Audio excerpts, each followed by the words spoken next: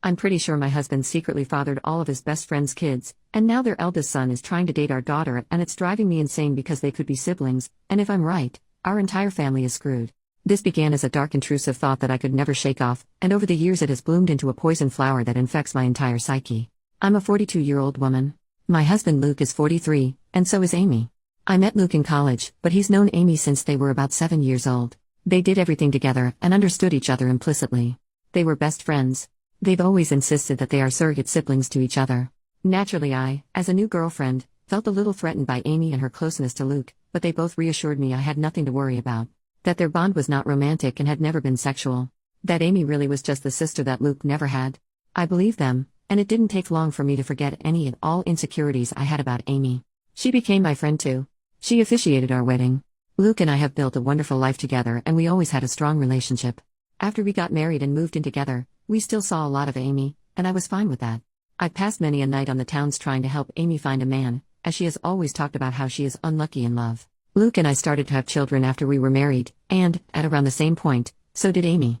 For further context, my children are Sophie, 15, Owen, 12, Louise, 10, and Carter, 6. Amy's children are Tom, 17, Haley, 14, and twins, Adam and Jenna, 9. Now, Amy was not in a relationship at this point. She was not married. As far as I knew, she was dating but not consistently. As Luke and I had more kids and our family grew, periodically Amy would find herself pregnant as well. It happened a few times, and Luke and I never knew anything about the fathers in question. I kind of assumed that maybe Amy was sleeping around and not keeping in contact with her one-night stands. Luke agreed this was probably the answer.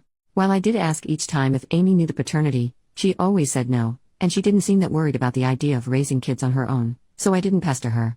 Of course, she had us to support her, so there was that. While Amy never asked for any help, of course Luke was never going to let his best friend struggle to stay afloat when she had children to raise. Financially, we are very fortunate and privileged. I have a job that pays handsomely, and Luke also had wealthy parents who already knew and loved Amy, so they were happy to provide for her. My in-laws defy all stereotypes, they are the kindest and gentlest people, so we were able to support Amy. To get her somewhere to stay with her kids. People might be tempted to call her a leech, but I never saw it that way. None of us did. She needed help and we had the means to help provide it. I also know people are going to criticize her for her lack of responsibility and question why she never used more reliable birth control. Honestly, that is a long story that I don't want to get into because even I don't fully understand her reasoning, but it was quite important to her that she never be on birth control and that whatever came of that choice, she would accept. It wasn't religiously motivated, I know that, but it was that degree of significance to Amy. She really did not want to take birth control. She's explained it to me more than once, but I'm still not clear on why. Of course, Amy being Luke's best friend since they were kids, it's not unreasonable that sometimes they hang out together while I'm not there. Hey, that's fine. Sometimes I hang out with Amy one-on-one as well, though Luke does it more. She was his friend first. This included him going over to where she was staying and at times, sleeping over there. Was I a fool to trust him and believe nothing was going on? Perhaps. But for years, they presented as being buddies. Like siblings. I didn't pick up on any vibes between them, not ever. As one can expect, our children were brought up together. Not in the same house, but we made sure Amy's children met ours from a young age, and they always got along and strong bonds of friendship have formed over the years, which is good. Especially if I'm right, and they share blood. I've been dawdling getting to the main point. Yes. I have come to suspect that Luke fathered at least one of Amy's kids, if not all of them. Frankly, I do suspect they are all his. I would never have believed my husband to be capable of such a thing, and he's given me no indication that he is the unfaithful sort. But he does spend a lot of time with Amy, and I have to confess I cannot remember seeing her with any real boyfriend over the years. She would talk to men at bars and parties, I would try to be her wingman, and so on. But nothing ever seemed to really happen, so when she got pregnant the first time, I was curious. When it happened again, and again, I began to wonder if she had some sort of secret fella who she didn't want us to know about for whatever reason. But I couldn't think of any reason why she would hide him, especially from her children. After Carter, our youngest, was born, Luke and I agreed that the time had come for him to have a vasectomy. Amy's twins had come just a couple of years prior. Of course, after the procedure, Luke and I continued to make love, but I no longer had to think about pregnancy. Meanwhile, Amy never got pregnant again after the twins. Is it a coincidence that Luke had a vasectomy and then both of us stopped getting pregnant? I don't know. But Luke would still visit her, and he wasn't just going to see her, but checking up on her children as well. In general, I should have paid more attention to it sooner, but Luke has always acted like a father to them, especially as they've gotten older. He's the father they never had. He doesn't neglect me, or our children, not one bit. He's doing double duty. By itself, it's not weird that he's like a dad to Amy's kids who don't have a father. You might even say it's a good thing. But when you put it together with a bunch of other small issues, it starts to look suspicious. There is appearance as well. I won't go into specifics of hair color, eye color, or unique physical traits, because I'd rather limit the identifying factors of the people involved and keep this whole thing as vague as possible. But suffice it to say, Amy's children, they certainly look like they could be Luke's. Kaylee has a very unusual allergy that Luke also has. The twins look very much like him, Adam in particular. The older Tom has gotten, the more of Luke I can see in his face and personality. While their race doesn't matter, the reality is that Luke is a different race than Amy, and Amy's children look pretty biracial. I could easily believe their father is the same race as Luke. Doesn't mean Luke has to be the father, but it sure seems like it. I have never voiced my anxieties to either Amy or Luke. I don't want to be the bad guy and, guilty or innocent, I already know they would flatly deny my accusations and be hurt by them. Imagine if that drama reached the ears of my kids, or Amy's kids. Either way, Luke continues to spend time with Amy and her children, just as her children spend time with mine. I have hinted to Luke that I feel needy for more attention and wish he wouldn't give as much to Amy. But he either missed my cues or pretended that he missed them. I don't want to push this idea that he's favoring her, because it's not even really true. He's never neglected me for her. I can't shake the feeling that Luke and Amy have been intimate before, likely numerous times. So as far as I know, Amy never really wanted to be a mother either. She wasn't opposed to it, and when each of her children came into the world she instantly fell in love with them, but motherhood was never really a major part of her life plan or identity. In the grand scheme of things, when we would talk about the future, she would sometimes mention a husband and children, but it never seemed like something she had her heart particularly set on. So I don't think this is a case of Luke just giving Amy children. I doubt that was the motive for the infidelity. That would have been a side effect. I've been letting this go and turning a blind eye for years. It was a dark thought in the back of my mind after Kaylee's allergy was discovered, but I dismissed it. Got worse after the twins were born. I dismissed it. Then, when Amy stopped having babies, I wanted to feel reassured by that. But Luke had gotten a vasectomy, so if anything, that made my anxiety much worse. There have been nights that I wished the twins were younger, that they had come along after Luke's procedure. It's been twisting me into knots for a long time, but I don't want to be the one who rips our family apart, especially since, technically, I could be very wrong. Except now I'm very afraid, because in the last few months we've had a new development in our kids' social circle. Tom, Amy's eldest kid, asked Sophie out.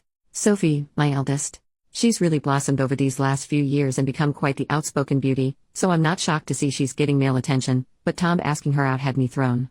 Sophie said no, but only because I'm quite protective when it comes to her exploring dating, and she knew she'd have to ask me first. I could tell she was flattered and intrigued by his interest and wanted to say yes. She approached me to talk to me about it. Bless my girl, she did everything right. I think she expected I would see things her way and agree that she could date Tom. Much to her surprise, I very firmly said no, and that caused a bit of conflict. She didn't even want to date him that badly, she just couldn't understand why she wasn't allowed to. And I couldn't explain it to her. All I could come up with was he's too old for you, which he is, but it's not really about that. When Amy and Luke heard, I was so very curious to see what their reactions would be. If either of them had agreed with Sophie and tried to convince me that the two of them should be allowed to date, I think I would have been relieved and taken that as proof that I was wrong about something going on between them. Wrong about who fathered Amy's children. But the ambiguity continued. They took my side. Both of them put their foot down, though not as fiercely as I did. Luke agreed with me, but he also worried that trying to forbid such a romance would only make Sophie want it more. He's probably right about that.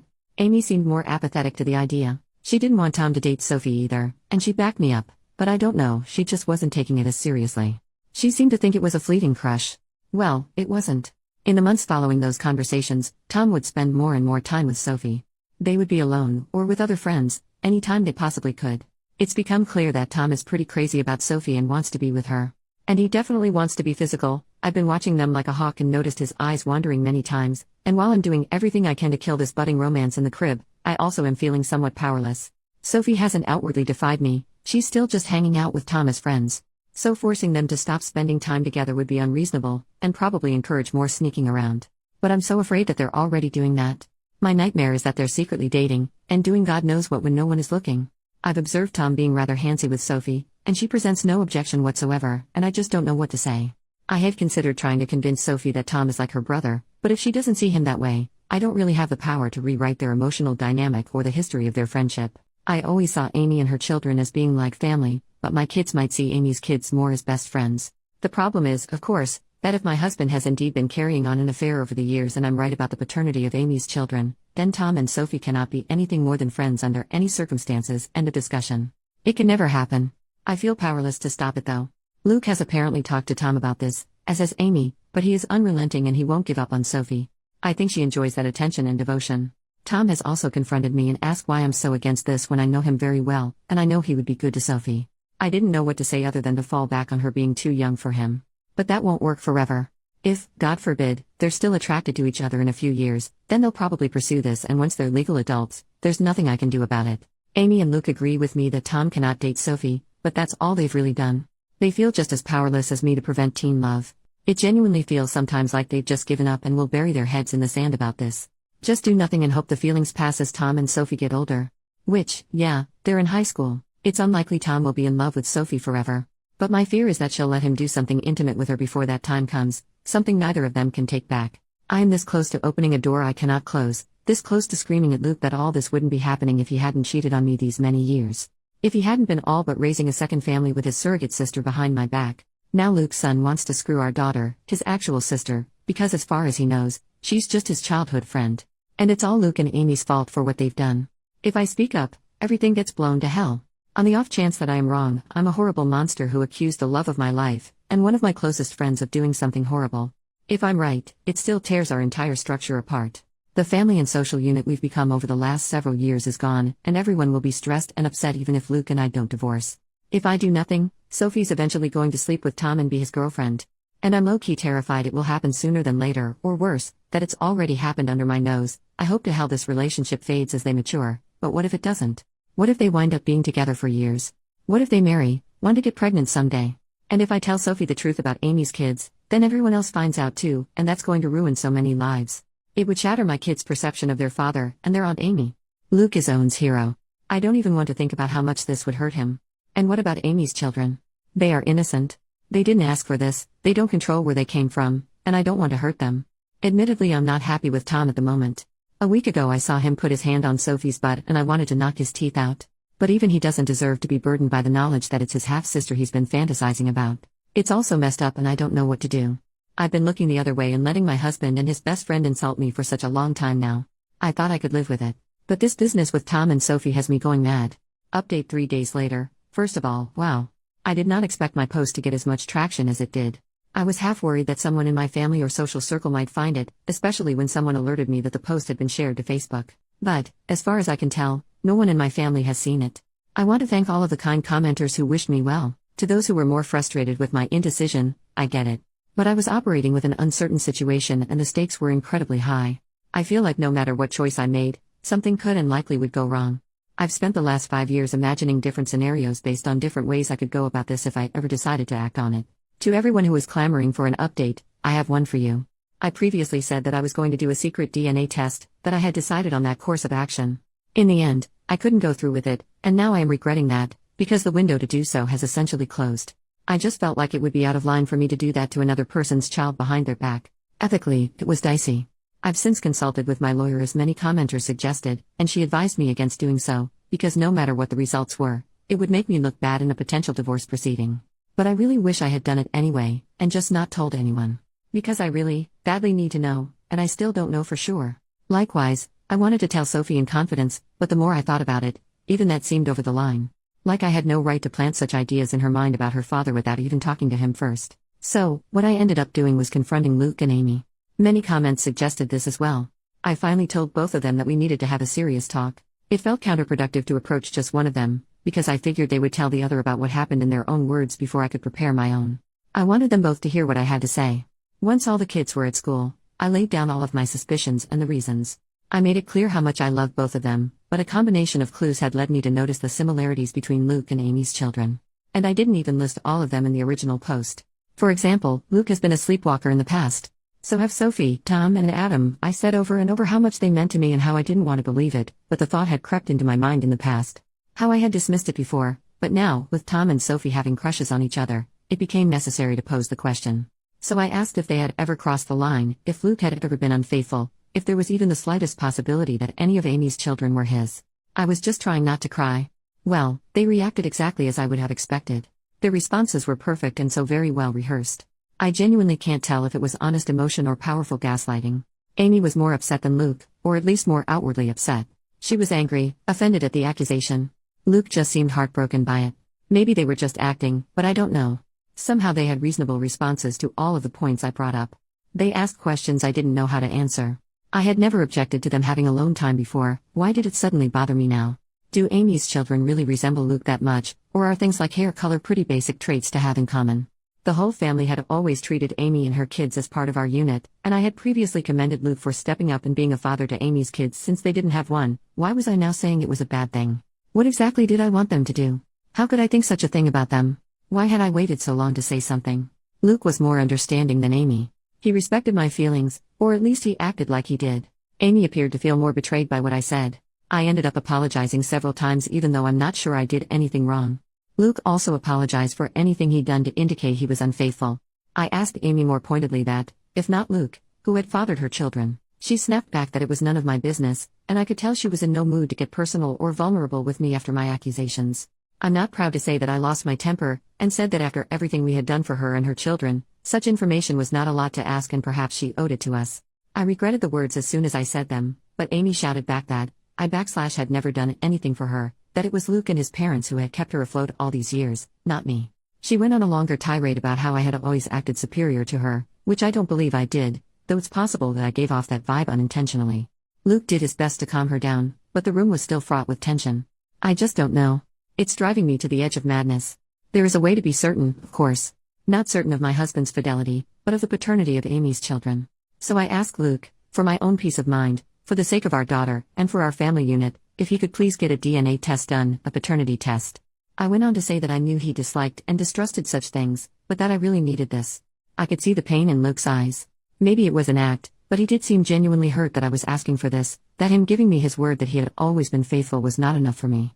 But he very reluctantly agreed to participate in a DNA test. Unfortunately, Amy did not, and that's where we hit a roadblock. I was afraid of this. But Amy was infuriated at the whole concept and told me in no uncertain terms that I would not be getting samples of her children's DNA and basically told me to piss off for asking, several times in several variations. I pressed Luke, and honestly he was a bit useless but probably right. He tried to convince Amy but she wouldn't hear of it, and he kind of shrugged to me when I pushed him for further support. Because he can't force her to get the tests done, if she refuses, that's really a dead end. Trust me, it is. I looked into this quite a bit and consulted with my lawyer. The problem is, Luke could, in theory, petition the court to demand a paternity test for Tom and the others. The issue is that, to do this, he'd essentially be claiming he slept with Amy and he believes her children to be his. That would be the version of events he'd be maintaining. But Luke has staunchly insisted that nothing ever happened with Amy. That he never cheated on me. Whether or not he's being honest about this is another story, but he'd essentially have to go on record and make a claim that he isn't prepared to make. He is quite certain the children aren't his and he has no intention of fighting for custody of them, so no judge is going to compel Amy to submit samples of her children's DNA. Tom is also old enough that his consent would be a factor. If both he and Amy refuse to participate in the test, it's unlikely that Luke would have a case. He'd have to target one of Amy's younger children, like say, one of the twins. But he doesn't want to do that. He doesn't want to take his best friend to court to prove something that, in his words, he already knows isn't true. Luke is asking me to please just let this go and trust him, because pursuing this will fracture everything. And according to my lawyer, it's not realistic anyway. For Luke to establish paternity, he would need to admit to an affair in the first place, and he's not doing that. And if he did, that would pretty much be all the proof I needed to be certain, even if I'd need more in a court case. I pestered him further about Tom and Sophie. Insisted that I didn't want them dating. Luke agreed, and apparently Amy still agrees. Luke plans to have a talk with Tom and activate protective Papa Bear mode. Among other things, he's going to remind Tom that in a couple of months when he turns 18, him being intimate with Sophie will literally be a crime. I wouldn't actually press charges against him as I know he'd never do anything against Sophie's will, but I'm not above implying the threat. Thankfully, Luke isn't either. I did ask him if he'd be open to potentially swiping a sample of Tom's DNA to do a private paternity test, but he was very hesitant about the idea. Like me, he viewed it as unethical. He also pointed out that if we were to do this and Amy found out, it would mean the end of our friendship with her, most likely. Things are, Luke believes, still in a salvageable state, where Amy and I could reconcile and become friends again, and I can see how much he wants this to happen. But, if I did a DNA test on Tom behind Amy's back and she found out, I think she would hit the roof and I wouldn't entirely blame her. Though I'd be very interested to see the results. Luke ended up going to see Amy and spending the night. I know all of you are cringing and throwing up your hands, and trust me, I wasn't happy about it. That was a very long conversation. But he was adamant that he needed to perform damage control. So they spent the night together, with Luke maintaining that nothing happened. I did not sleep a wink and I kept texting him for updates. So far as I can tell, Amy will cool off, but she needs a little time. Luke and I talked things over when he came back the next morning. It was an emotionally fulfilling conversation and we ended up agreeing to take the kids, our kids, not Amy's, to visit their grandparents for a few days. It was an impromptu visit, but we've done it before and they were delighted to have us. I just really wanted our family to spend some time together away from Amy's side of the family, so to speak. I always love getting to see my in-laws. I'll refer to them as Jim, 75 male, and Kat, 67 female. I know Reddit is famous for stories about the mother-in-law from hell, but in my life that couldn't be further from the truth. I feel safe with them. To the point that, when they took notice of how distant Luke and I were from each other, I finally relented and confessed my fears. I told them of my anxiety that Amy and Luke were having an affair, and that Amy's children might be his. Here's where things got a little bit interesting. When I told them what I was feeling, Kat just gave Jim this pointed look, and did a big, dramatic sigh. So it turns out, Kat has had similar misgivings to mine and genuinely suspected over the years that Luke and Amy were closer than they'd ever admit, that they had crossed the line in the past. Jim, on the other hand, simply refuses to even consider the idea. He has always insisted that Kat is seeing things that aren't there. He maintains that Luke and Amy are like siblings and would never do such a thing. Kat thinks his stance on this is naive and that, even if she and Jim had taken Amy in and loved her like a daughter, that didn't mean Luke viewed her as a sister or that she viewed him as a brother. But Jim just continued to insist that this is what they are and had always been. I could tell that he and Kat have already had this conversation before, and they kept going in circles, with Kat getting exasperated. She pointed out that, surrogate siblings or not, Luke and Amy were not actually brother and sister, so nothing was stopping them from being physical together if they felt a mutual attraction. At that point, Jim just sighed and walked away from the conversation. So yes, Kat has privately wondered if Amy's children weren't fathered by Luke, which is part of why she has always treated them as her grandchildren. Which was never something that I minded, to be clear. I also don't mind that Kat never voiced these concerns to me. She had no proof, and she saw far less of Luke and Amy's closeness in our adult lives than I did. As for the kids, they're doing all right. I don't know what Amy told her children, but I think the general consensus, the official version of events, is that Amy and I had a fight and need a break from each other. That's what Luke and I told our children, and when pressed for more information, Luke did defend me and shut down the questions, saying it wasn't their business. I don't know if Amy kept to that version of events, but my children and her children have each other's phone numbers and social media, so they've presumably still been in contact over the last 2 days. I think my kids would have kept Amy's kids in the loop on the updates, and if Amy had told them anything else significant, they would have relayed that information to my kids. After all, we know Sophie and Tom are very close. I did try and talk to Sophie about that more, but the timing was off, because Sophie rejected my counsel and interpreted my reinforced reluctance as being attributed to my fight with Amy. She maintained that she wasn't dating Tom. To what degree that's actually true, I don't know, but she was going to remain close friends with him, and while she isn't usually a disobedient child, she made it very clear that she was putting her foot down on this one, and, to be fair, I can't really justify trying to separate them or forbid them from being friends. They've known each other for years. Luke has my back on them not being allowed to date, but he wouldn't have my back on them not hanging out anymore. I wish I had a more definitive update. If anything significant happens in the next few days, I can let you guys know. I'm mostly just kicking myself for not having done the secret test, even for my own peace of mind, as now I feel like I'm locked out of the only way to get definitive proof one way or the other.